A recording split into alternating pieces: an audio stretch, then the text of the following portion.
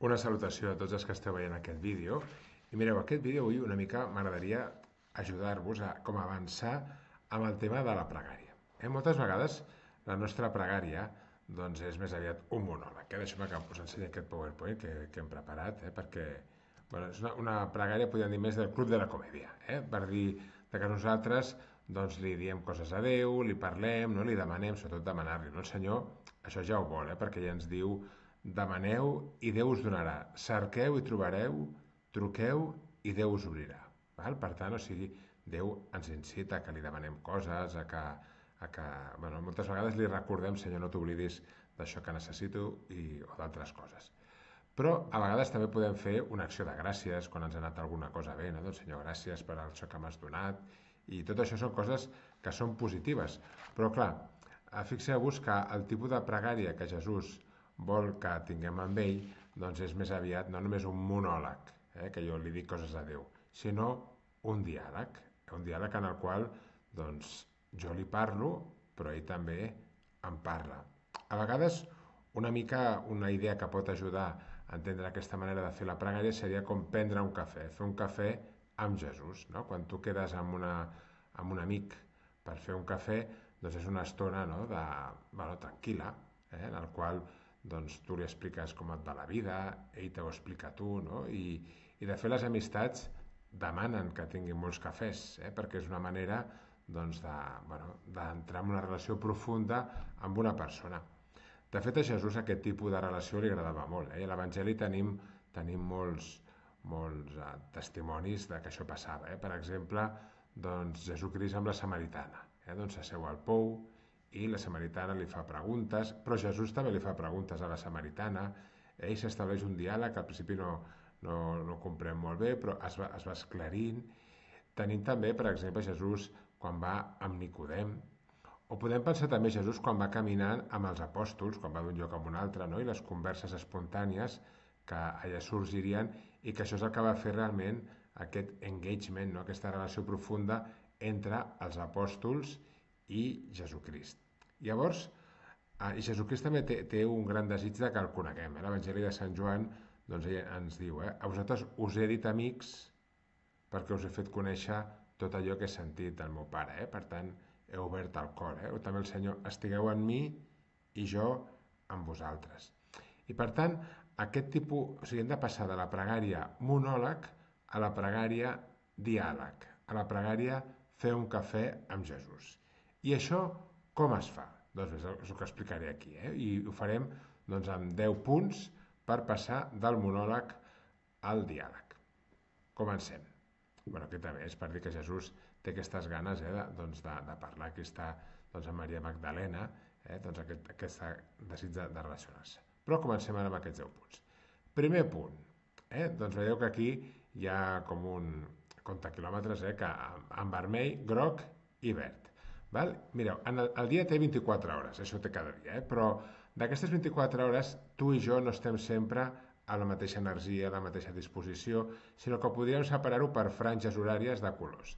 Hi haurien primer de tot les franges de color verd, que és quan un està més motivat, més actiu, amb més xispa, o sigui, quan podem fer tasques d'aquestes que ens demanen una part més intel·lectual, no? També estem amb les relacions doncs, amb més ànims.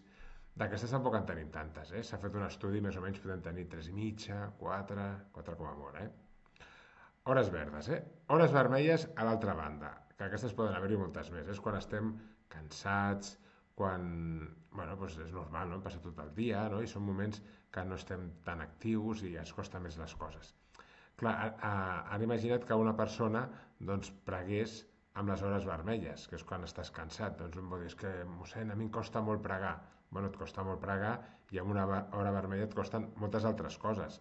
O ara imagina't, no?, que si tinguéssim una amistat, no?, un noviatge, i hi ha una parella només queda en les hores vermelles, doncs aquella relació serà un desastre, no perquè siguin males persones, sinó perquè queden en estones dolentes, no?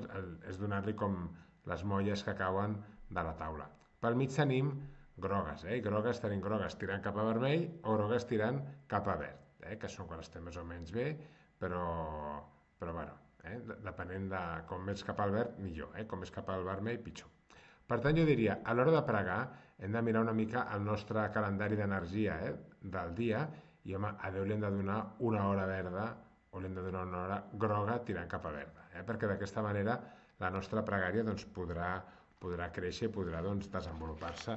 I això és una gran inversió, una gran inversió. Així com per fer una conversa, diguéssim, important en la teva matrimoni, és millor agafar una hora verda que no una hora vermella quan esteu els dos molt cansats, doncs també amb la relació amb Déu li hem de donar hores verdes. Val? Què més? Calendaritza la teva pregària. Val? Allò que no calendaritzes no existeix en la teva vida. Perquè moltes vegades què ens passa amb la pregària? Bueno, ja ho farem després, si tinc un foradet, ja faré, i va passant el dia i arriba la nit i no hem pregat. O preguem molt ràpid. Per tant, diguéssim així, com en el Google Calendar nostre tenim reunions, coses que hem de fer, tot això d'aquí, doncs també hem de fer com un calendari setmanal amb els moments en els quals faré pregària, i fixeu-vos que he ficat aquesta franja de color verd perquè hem de pregar amb hores verdes, i això doncs, es nota molt quan ho fem. Què més? Hem buscat l'hora i ara el lloc. El lloc buscar, també hem de pensar, un lloc que estigui tranquil, pot ser a casa, no? Doncs a mi m'agrada que estigui l'habitació com endreçada, jo puc pregar en el meu escritori, però necessito que estigui tot una mica endreçat perquè no em distregui, no? El desordre. També podem fer-ho encara millor, no? Que seria anar a una capella, no? Que està allà al Santíssim, i per tant aquest contacte amb Jesucrist és molt més fort i molt més intens. Per tant això doncs, ens ajuda. Què més? També hi ha una altra cosa que ho poso aquí així, no? Que és pensar quanta estona vull pregar. Això és molt important, no només depèn les ganes. Un dia tinc ganes, res o més, un dia tinc menys ganes, res o menys. No, s'ha de pensar. Doncs jo li dedico un quart d'hora, 20 minuts, com a mínim, perquè és que si no ja no hi ha pregària, perquè no... És com si un vol anar a fer esport i dir, no, jugaré a futbol 10 minuts. Doncs home, en 10 minuts és que no te la tens ni a escalfar. Doncs amb la pregària una mica el mateix. I hem de ser fidels a aquesta estona, perquè hi haurà dies que potser la pregària doncs és molt ungida i agrada molt, però hi ha dies que la pregària és com seca. I normalment el dimoni ens tenta per dir-nos que acabem amb la pregària, perquè clar, tenim tantes coses a fer, no? Doncs aquí hem de ser, si ens tenta molt d'acabar abans, doncs la tàctica és, doncs faig 5 minuts més, i així d'aquesta manera ens deixa de molestar doncs, el dimoni. Val? Per tant, doncs això doncs, és com molt, molt important. Després també pot ajudar de posar el telèfon en modo avió, perquè d'aquesta manera doncs, també no ens entren trucades ni coses d'aquest tipus que ens poden distreure. Val? Què més? Anem més coses pràctiques. Una altra cosa pràctica és doncs, posar una imatge de Jesucrist que admiri. Aquesta és una fotografia de la capella d'aquí de la Casa Bacial, en la qual tenim aquesta imatge de Jesús. Jo baixo a pregar aquí cada matí. I a mi m'ajuda molt aquesta imatge perquè, clar, és com una presència de Jesús que s'imposa, perquè a l'hora de pregar no vaig a pensar coses de Jesús o a llegir coses de Jesús, sinó a dialogar amb Jesús. I per tant, diguéssim, una imatge de Jesús que em mira, cadascú pot agafar la que més li agradi perquè, bueno, per a gustos los colores. O sigui que per tant una que tu et faci devoció, que t'ajudi, doncs això és una cosa perquè et recorda aquesta imatge que anem a fer un diàleg, no pensar sobre coses de Jesús. Què més?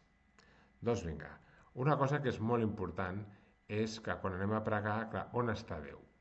Doncs mireu, Déu el tenim en el nostre interior des del dia del nostre baptisme, perquè per al nostre baptisme doncs Déu va venir a viure amb nosaltres. De fet, quan la paraula que diu el mossèn, jo et batejo en el nom del Pare i del Fill i de l'Esperit Sant, vol dir, jo et submergeixo en la vida del Pare, el Fill i l'Esperit Sant, i aquesta vida, doncs, des d'aquell moment, la portem sempre en el nostre interior.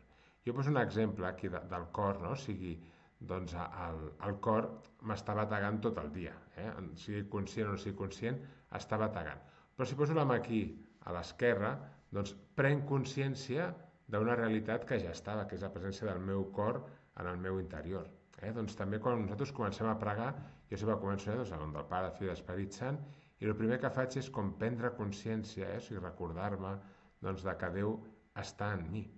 I per tant, quan jo faig la pregària, el que faig és dialogar amb aquest Déu que habita en el meu interior i amb aquest Déu que té ganes, no? d'estar en mi. Per tant, doncs, prendre consciència d'aquesta presència de Déu, que és una presència que és molt activa, perquè Déu té ganes de comunicar-nos molta vida. Val? Què més? Mireu, Santa Teresa de Jesús deia que ella no anava a pregar sin un llibre bajo el brazo. I per tant, perquè Déu sempre ens parla a través de coses. El millor llibre, sens dubte, és sempre a la Sagrada Escriptura, doncs perquè és la paraula de Déu i Déu ens parla a través de la paraula de Déu com en cap altre llibre. És insuperable. A vegades és veritat que la paraula de Déu també necessitem una mica com d'entrenament, que ens ajudin, no? per poder-la comprendre. I aquí jo us recomano un llibre, que és aquest, no? El que són, que té, aquest és el número 3, però si agafeu el primer i el segon, són els evangelis, un és des de l'Advent fins a Pentecosta fins a l'Advent, els evangelis de cada dia, i no el que són té una mica aquest esquema, que us l'ensenyo. La part de l'evangeli no surt, que s'hauria de llegir amb una bíblia que tingueu, però al costat el que fan el que són és, fixeu-vos que el negret està com un fragment de l'evangeli d'aquest dia i fa com 3 coses. Si hi ha alguna cosa que costa d'entendre-la, te l'explica. Després també et fa com preguntes per reflexionar tu mateix i després també t'incita al diàleg amb Déu. I per tant et passa a aquest cafè. I és un llibre que són 2 pàgines cada dia, no s'enrotlla molt, hi ha dies que és millor, altres dies que és pitjor, com tot passa en tots els llibres, però és un llibre que ajuda molt com a ensenyar en la pràctica com s'aprèn a resar amb els evangelis. Aquest llibre, nosaltres, quan jo vaig entrar al seminari, ens el van recomanar i a mi personalment és un llibre que em va ajudar molt. També es pot pregar amb altres llibres, jo què sé, per exemple, els llibres de Jacques Philippe doncs ajuden molt, són un èxit. I a vegades hi ha algun autor que t'ajuda a connectar amb Jesucrist, doncs tirant del fil de l'autor fins que et cansis. No? Un altre que està aquí, que és Rick Warren, que és un pastor protestant, però té aquest llibre, Una vida con propósito, que és un llibre que ajuda molt a iniciar-se a la pregària, sobretot en persones que no tenen una vida acostumada de pregària, doncs perquè sap connectar molt bé amb la persona d'avui en dia. Val?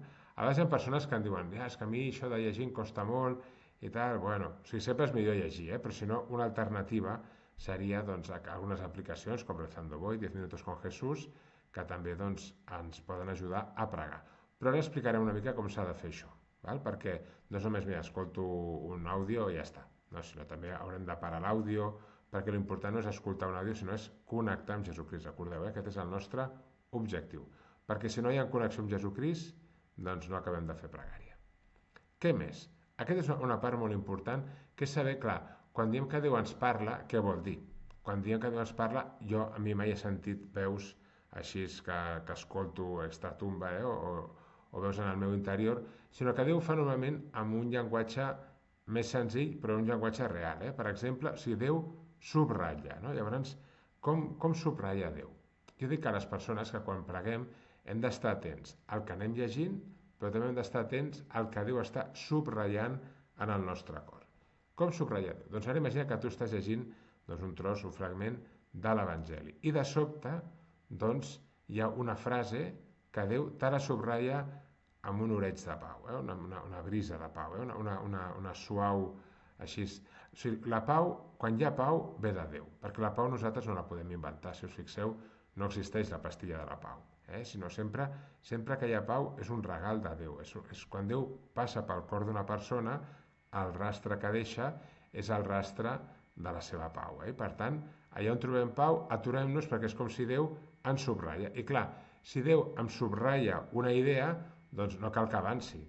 Em paro, perquè és que he llegit només les 2 primeres frases del llibre o de l'Evangeli i ja m'ha tocat el cor amb una mica de pau i després he estat tota l'estona de la pregària doncs només amb aquesta frase. Doncs cap problema, perquè si Déu volia parlar d'aquesta frase, per què anar buscant altres frases? Per tant, una mica quan preguem, amb aquest diàleg hem d'estar atents al que llegim, però hem d'estar atents com al ressò que té aquesta paraula en el nostre cor, perquè Déu subratlla una de les maneres, he dit, a través de la pau, però ara també Déu subratlla que et fa com una idea que se't torna lluminosa, una idea que dius, ostres, això no havia pensat, això m'agrada molt, o sigui, a vegades també Déu et dona com un consol, et dona, saps, o sigui, és una sensació com de molt benestar, el que és un consol espiritual, que ostres, s'està tan a gust, sent una mica com l'experiència dels apòstols quan estan allà a la muntanya del Tabor, que diuen, Senyor, que bé que estem aquí dalt, I doncs aquí també a vegades el Senyor diu, que bé que estem en la pregària, I per tant Déu subratlla d'això.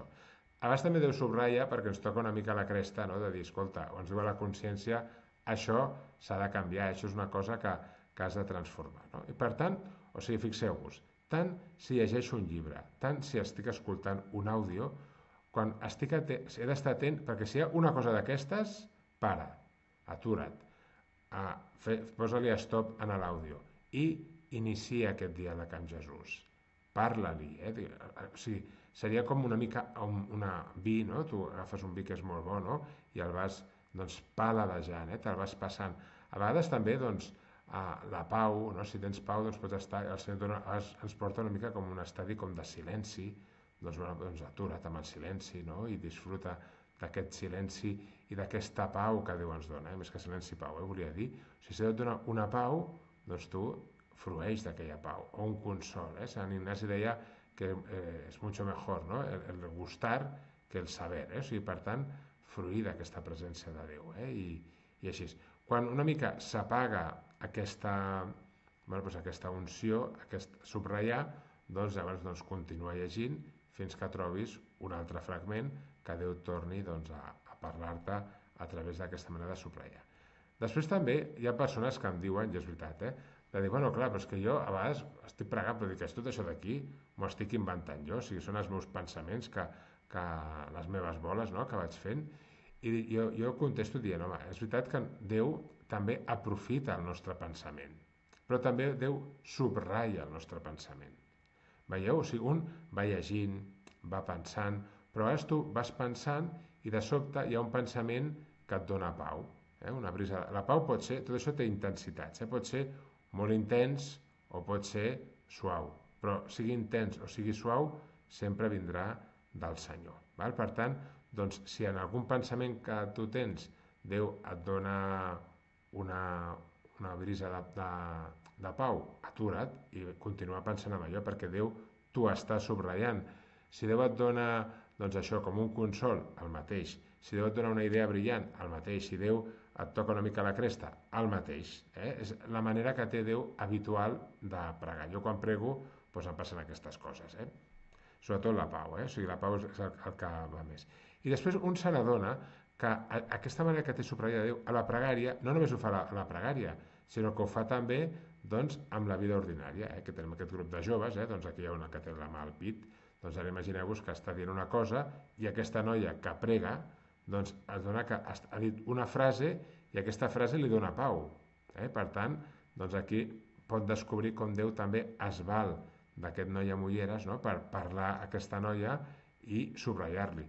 Després també un va a missa i se n'adona que Déu a missa està subratllant a tope, i va descobrint la manera amb la qual Déu parla i podria començar a haver-hi aquí, no?, doncs un coneixement de tot el tema del discerniment, perquè el discerniment en el fons és saber com Déu subratlla, com el dimoni subratlla i com jo subratllo. Per tant, per saber distingir doncs, aquestes emocions d'on venen. Però això també és una cosa que és molt interessant. I després, una cosa també molt important en la pregària és tingues paciència, perquè moltes vegades doncs, ens agradaria, no?, que tot, o sigui, comencem a pregar i ja connectar amb Déu. Però clar, això no sempre és així. Per tant, Déu parla una mica quan vol, i és com un quan va a pescar. Si un va a pescar, doncs no li agradaria tirar la canya i ja anar pescant tota l'estona, però a vegades s'ha d'esperar una mica, i a vegades hi ha dies que es pesca molt, hi ha dies que es pesca menys, però sempre es pesca alguna cosa a la pregària. En la pregària sempre sortim amb algun peix, doncs en la nostra cova. O sigui, i a vegades pot ser que Déu et doni el peix, el peixet, doncs així és molt al principi de la pregària, i a vegades que pot ser que sigui més al final. Pensem, per exemple, abans que us he parlat del Monte Tabor, quan pugen, clar, potser els apòstols han dit, si ens vol dir alguna cosa Jesucrist, per què trigar tant? O sigui, per què hem d'anar dalt de la muntanya? I molta estona que no hi ha res especial, que es cansen, no? Però quan arriben a dalt hi ha la transfiguració.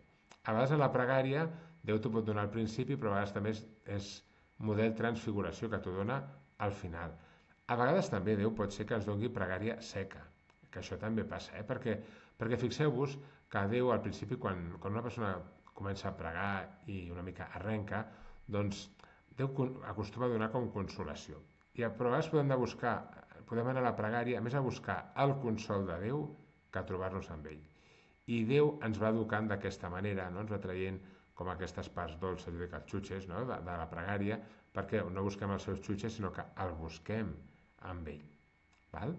Doncs bé, doncs fins aquí una mica el que us volia explicar del tema de la pregària, i fixeu-vos que el més important és passar del monòleg al diàleg. I el Senyor, aquest és un interès que ell té, de que sigui així la nostra relació amb ell, perquè Déu vol que creixem amb la relació amb ell. I si feu això d'aquí i sou perseverants, ja veureu que la transformació de la persona es va notant de seguida. De fet, la meva conversió, jo no vaig ser una conversió perquè vaig fer una experiència especial, sinó que va ser a casa meva quan tenia 18 anys, perquè un mossèn em va ensenyar tot això que us he explicat ara, no? Prendre un cafè amb Jesucrist, i ho vaig començar a fer.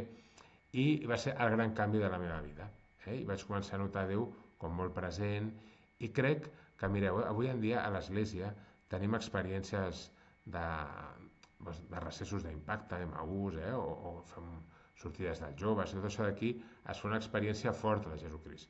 Però després això s'ha de traduir amb el dia a dia. La clau de la vida cristiana és aquesta relació amb Jesucrist dia a dia.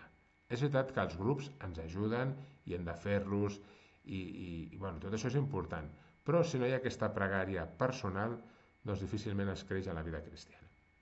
Per tant, doncs tenim a pensar això aquí, no? I a iniciar, a posar, doncs mira, com a apuntar-se al gimnàs. Doncs mira, començo demà, posar-se un dia i amb això d'aquí posar-ho al calendari i a iniciar-se. I també, i amb això acabo, saber que la pregària una mica és com un instrument. Doncs dir, no, m'apunto piano i el primer dia toco Chopin. No, t'apuntes al piano i el primer dia és més rudimentari, però tu vas creixent, no?, amb la teva capacitat de dominar l'instrument, i quan vas portant ja unes setmanes, uns mesos, o amb els anys, doncs es pot acabar tocant el piano molt bé. La pregària és més fàcil que tocar el piano, i per tant, doncs, de seguida a la que ens hi posem podem anar agafar el ritme, però també hem de tenir una mica de paciència perquè les coses no s'aprenen així d'un dia per l'altre, i per tant, doncs, aquesta perseverança. Doncs perseverem en la pregària, ja veureu que això hi haurà un canvi molt important en la teva vida personal, també amb la teva família, perquè si la vostra família tots pregueu d'aquesta manera, la relació familiar és molt diferent, les eucaristies les viuràs amb molta intensitat, els sacraments, la providència de Déu la veuràs molt més fàcil en la teva vida perquè és una providència molt gran, per tant, tot és un guany. Així que animar-vos a començar aquesta pregària cada dia. Moltes gràcies.